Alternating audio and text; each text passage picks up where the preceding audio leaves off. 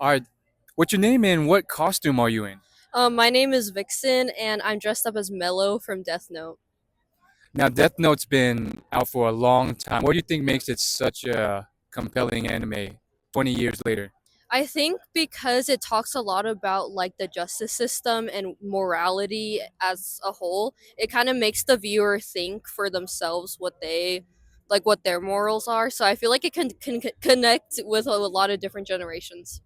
So it's not because there's a notebook that kills people. I mean, that's part of it, but like if you want to think about it in a more intellectual sense. But yeah. I see your point. There's Yeah. more to it than that. Otherwise, Exactly. can you imagine if like another writer took that concept and used it? It wouldn't have been as good, you know? Exactly. Yeah, I totally agree. But Okay, give me your top three anime of all time. um, Death Note, Jujutsu Kaisen, and Sword Art Online because well, I'm biased. That's my first anime, although a lot of people don't like it. Okay, why those three? What compels you about? um, Death Note, as I mentioned before, Jujutsu Kaisen, the characters are hot. JoJo is very hot. Gojo.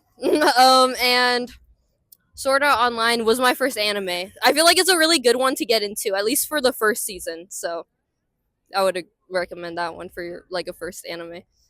What do you think about Sword Art Online and Solo Leveling? Aren't they like the same thing? Um, that's a good question for my little brother. He actually really loves Solo Leveling, and I haven't really watched it. Everyone seems to these days. I know, right? I think I like Sword Art because it has a little bit of romance in it, and I'm a little bit of a hopeless romantic, while Solo Leveling really doesn't. So it just depends whether you want more action. I would go with Solo Leveling, and if you want a little bit more character story, Sword Art Online.